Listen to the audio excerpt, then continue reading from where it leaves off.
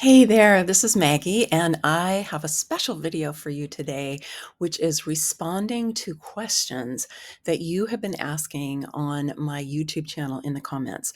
I have been behind, honestly, and I'm so sorry in responding to your comments. I've been so busy getting my book done, which I just turned in the manuscript to my editor. So it's coming along. It's going to be out in October if all goes well. And so I am getting back to some of the things that I had to put on the back burner in order to get that done. And I thought the simplest thing to do would be to go ahead and shoot a video responding to your questions today so that we could all learn from each other. Okay, let's go ahead and get started.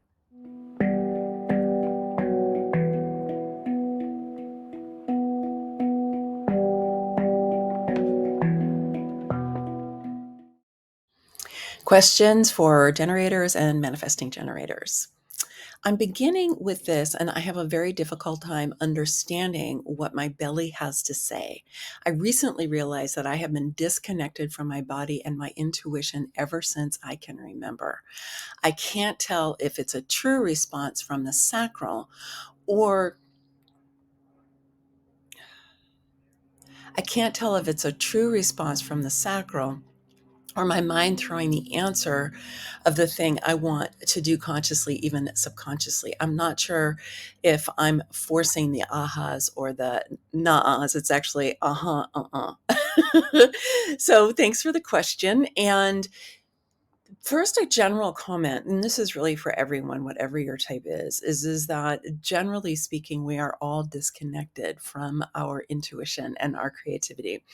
And that is a result of the conditioning that we all have received in Western culture, which really privileges left brain dominance. So if you've had that experience, then don't worry, there's nothing wrong with you. It's just that your other intelligences, like your intuition, have not received the attention that they need for them to be fully online so that you can really use them in your life. Okay, so whatever your type is, that is the case. Now, for generators, knowing the difference between your sacral response and your mind, just trying to tell you, yes, do what you want to do, is it's important for you to learn how to get in touch with your body wisdom. Now, there is a video that I have here on YouTube, which is called Sacral. Um, uh, what is it? Sacral Authority Demonstrated. So should go and check that one out because I work with 4 different women and help them to get in touch with their sacral response. So if you haven't seen that one already, I would definitely recommend that you go and check that one out.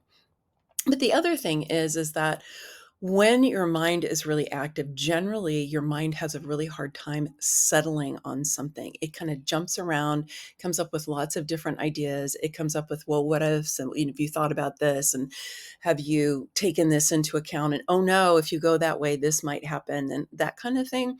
Whereas your sacral is very settled in the physical body. And it's just like, or mm-mm. It doesn't have a lot of mental activity with it. So whether or not it's just telling you, you think your mind is just telling you what you want to hear, when you really learn how to feel what that sacral is like, then it's not a question. Okay. So the best thing I can say for you is, number one, practice. Have other people ask you questions because you may not be able on your own without practice be able to feel what is going on with your sacral. Now, let me say that for some people, it's very just like, it's not like there's not a lot going on. You don't necessarily feel it in your belly. Like, I don't feel it in my belly. I feel my head, my whole kind of spine gets going. It's like, or mm-mm. So you need to practice enough to get in touch with what it is that your sacral uses to talk to you. Starting with the sounds is always good. Doing something that can help you get out of your mental process, like a physical activity, a breathwork practice, something like that, so that you can get kind of clear yourself before you do that, can be super helpful. Okay, question number 2. Hi, Maggie. First, I am a generator with sacral authority. And I just want to, an aside here, all generators, whether you're pure generator or manifesting generator, even if you're emotionally defined, you still have sacral authority. I've done a bunch of videos on this, so go check them out. My question is, how do I rely on my sacral authority? Can you do some work on really knowing and being clear with your sacral authority response, but then feel so guilty in making a decision based on your response? I know this is a loaded question, which probably has a lot to do with other blocked aspects of my being. For example, being a people pleaser in many aspects of my family life. I am a work in progress and I have gotten a lot better, but I'm always overwhelmed with guilt and questions how I made someone feel by saying no or being true to my own response. Thank you. Well, you hit it on the nail on the head here. This doesn't have anything to do with your sacral response. This has to do with your conditioning, which has led you to believe, in my guess, is that what you want and what matters to you is not that important. So think about that.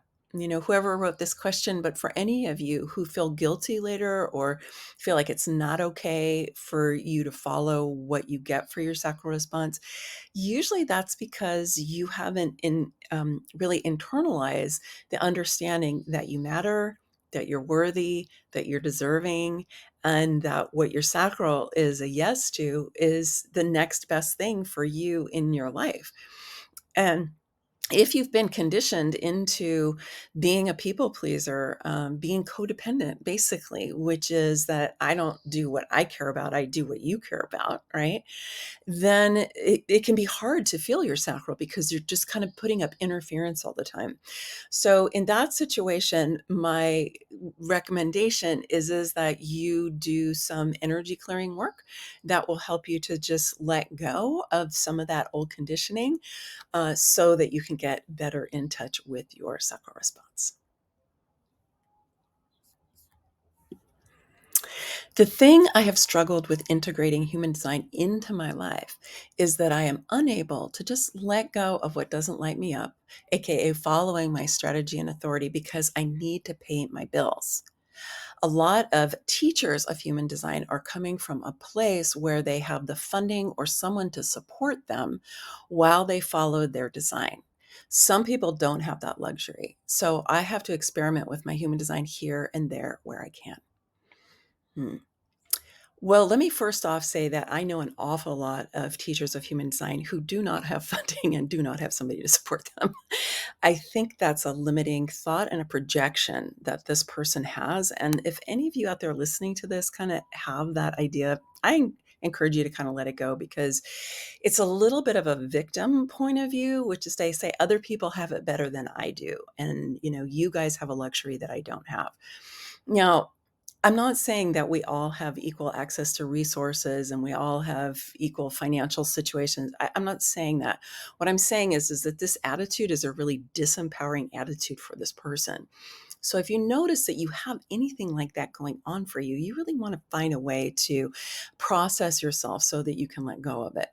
Because here's the thing, this person is basically using that as a reason that they need to stay stuck in the life that they have right now. They're saying, I can't just let go of what doesn't light me up. But the thing is that you can work in a job that you don't have 100% excitement about, or maybe you don't even like that much. A lot of people do. That doesn't mean you can't work with your strategy and your authority. It doesn't mean that. I wouldn't translate that, one of those things into the other. You can always work with your strategy and authority, and you can always play around with it, and you can use it in lots of different areas of your life. And so I would just say, if you have any of you have something like this going on, to really kind of question for yourself and ask yourself, what's my investment in believing I can't do this? You know what I mean? Like what's going on inside that you're making that decision for yourself and you're choosing to live out of what I would call that default lens. Like, this is the way I see the world. I'm living out of this default lens. And that means that this, and this are not available to me, even though other people have them. You see what I mean? This is a not uncommon thought process, which I do not think is serving you. So I highly encourage you to, like I said, process it a bit, talk to somebody, talk it out, and see if you can let go of any of those victim-y thoughts that you have and look for where you do have agency in your life, because everybody has agency in their life. And if you have any question about that, go read Viktor Frankl. Okay, next question. This is a similar one that I get from people a lot. I'm a manifesting generator, but definitely not an energized bunny type. I do have an obsession with being efficient, however, but it's almost like I hate work so much that I just want to make it go by better. Well, sure, anybody would. Totally get that.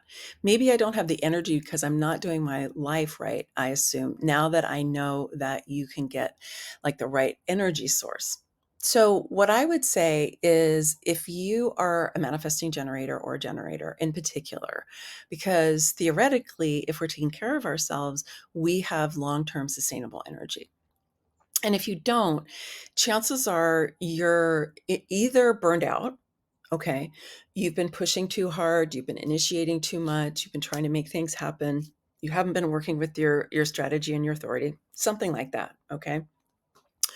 Or you're doing the wrong work. It sounds like this person is doing the wrong work. They're saying that they hate work so much that they use the efficiency in that area. But the thing is that if you, especially if you're a manifesting generator, but really for any of us generators, is if you're doing the wrong work and you're making yourself do it, you're going to burn out because you're kind of working at cross purposes with what's actually true for you, which means that you're using a lot of your energy to suppress what is right for you. And then you're forcing yourself to do something you don't like, right? I hate work so much. You're forcing yourself to do that. And then you're not going to really have energy for the things that you want to do. So I think that's what's going on here. Okay, these two questions are related. And again, these are pretty common. How do you ever start a business or finish a project then? This is responding to the idea of responding and not initiating. I don't know what I'm doing. I start things all the time, and now I feel like I can't make anything. I'm just so frustrated about not initiating. And the next one, I don't understand how, as generators, we have to wait, then respond, but yet we're designed for mastery. Doesn't mastery require repetition and willpower?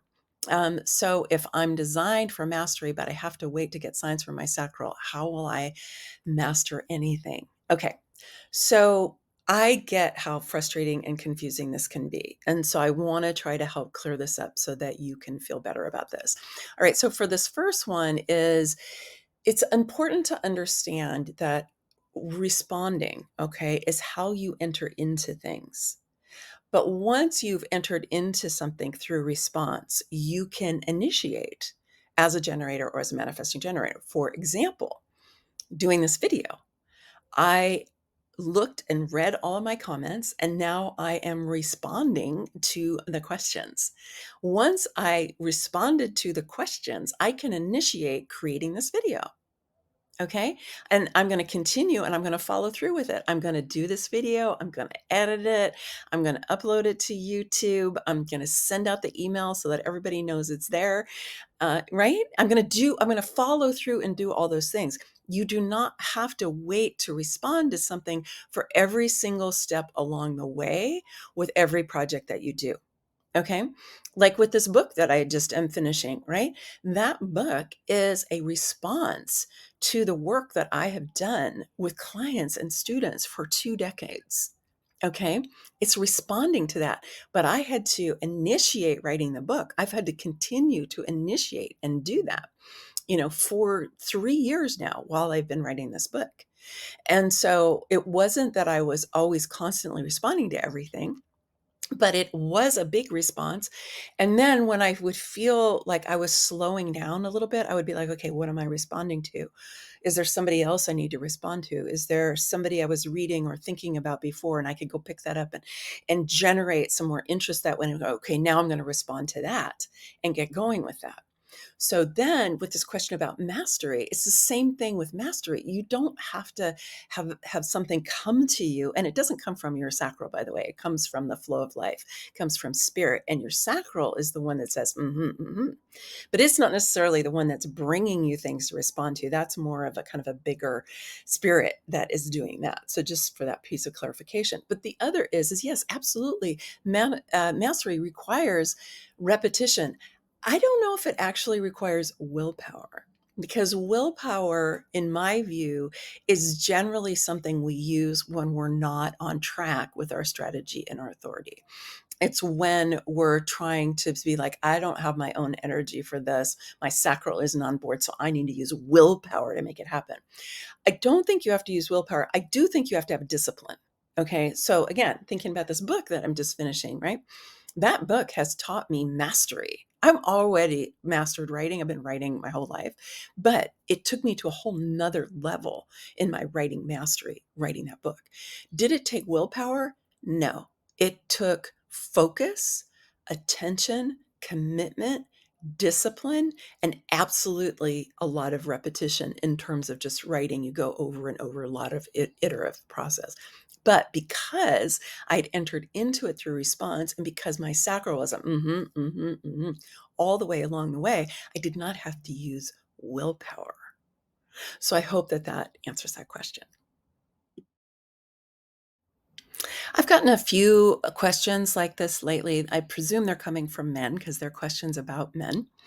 And so I just chose two that I thought were representative and that would help me be able to address what the concerns seem to be. So obviously, we all have feminine and masculine energies, and I believe I need to be more masculine, but I need to look after my feminine for that to be true. Do you think your target audience is more for a woman? That's the vibe I get from your website and maybe holds me back from doing your workshops.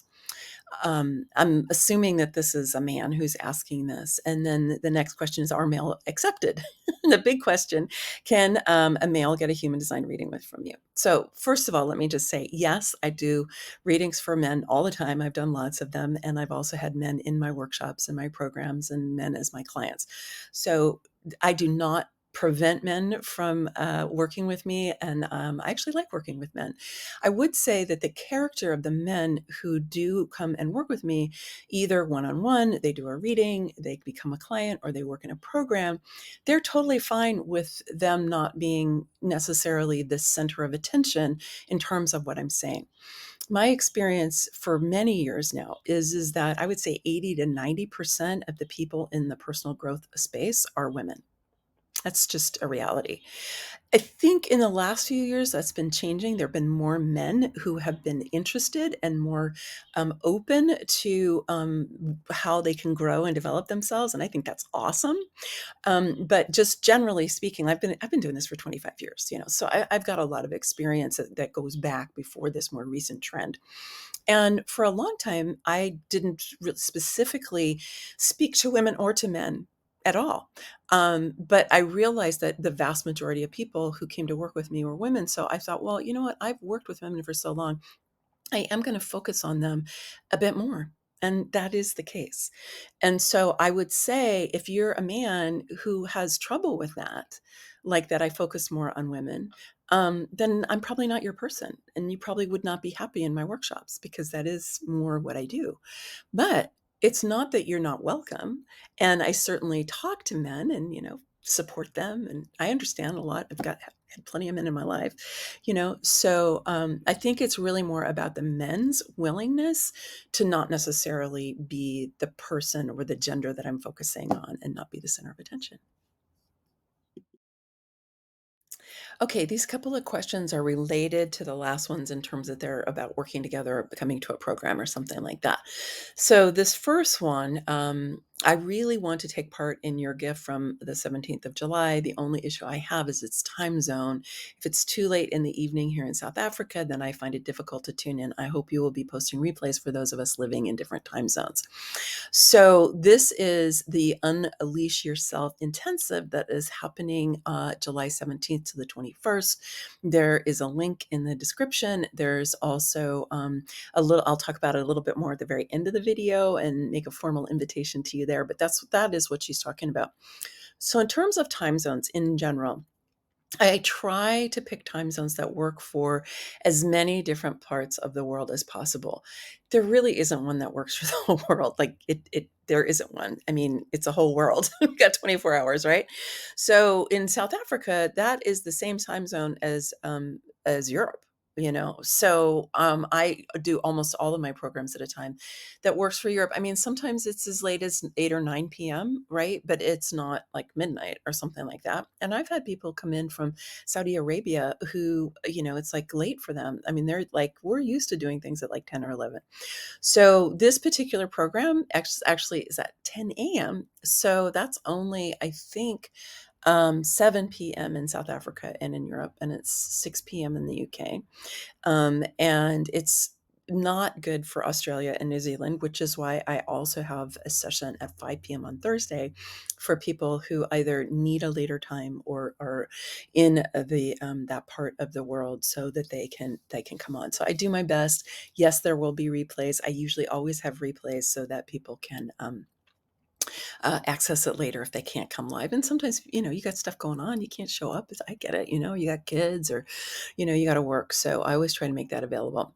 Then this other person asked me, when will I do my sacral skills lab again? I'm not really sure. I get that there's a lot of need for that.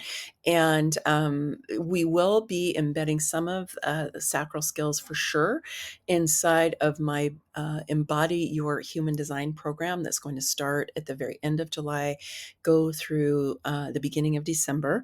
So if you want to work more with your sacral skills, you might want to check out that program, because we're definitely going to be doing it, because we're going to be focusing on intuition, and your sacral is definitely part of your intuition. Great. Planetary influences. I love talking about this. And it definitely has to do with our design, our original design, but it also does with the transits. So this person is asking about the transit. So I would say, even before I dive into this particular question, that if you haven't already, I would highly recommend that you go and you watch the introductory video that I have about the transits.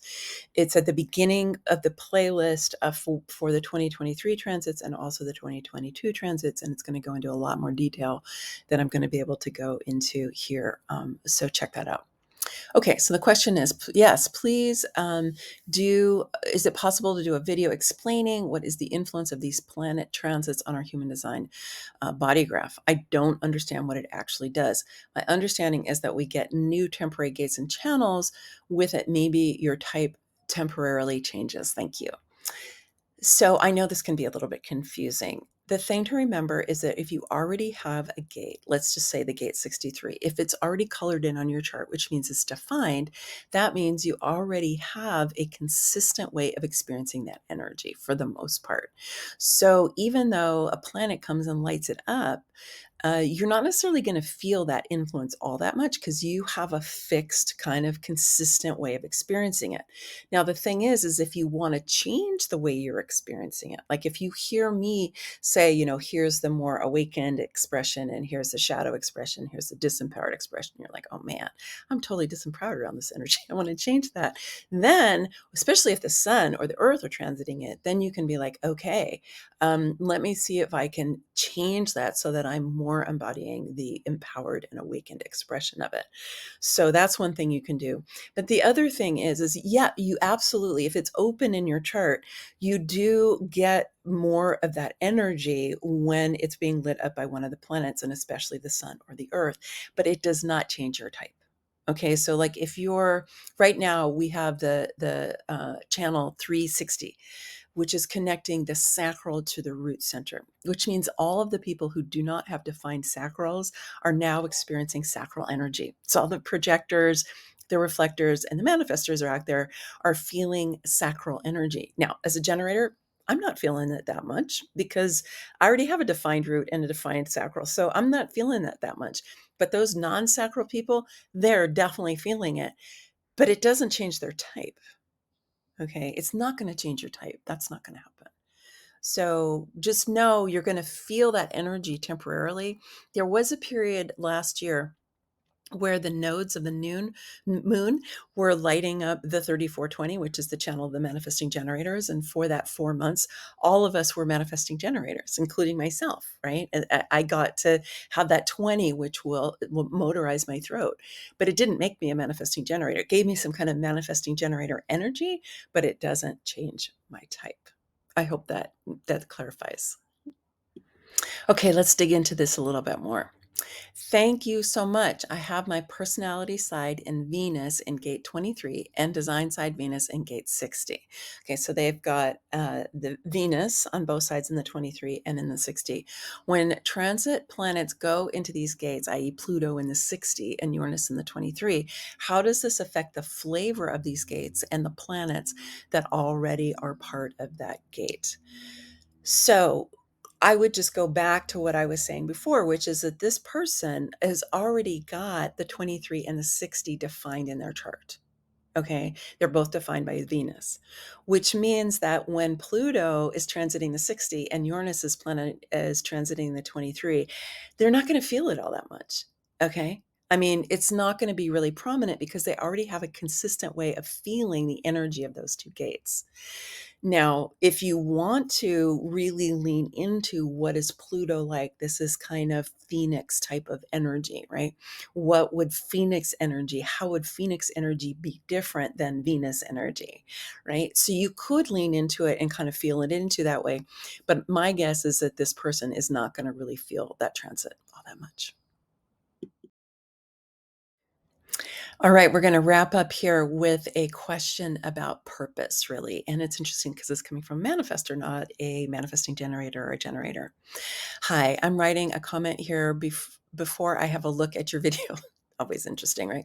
I'm a 1-3 single definition manifestor searching for clues to dig in so deep I can into my chart to understand as much as possible of myself. I totally get it. It's why so many people come to human design, right? Have found some clues and understand some bits and pieces, but want more to understand why I have all this struggle through my life. Really don't understand my purpose here and feel like I don't fit in society. So let me just make some comments here for our dear manifestors. And it's just so ironic because so many people wish they were manifestors, right? I wish I was designed to initiate.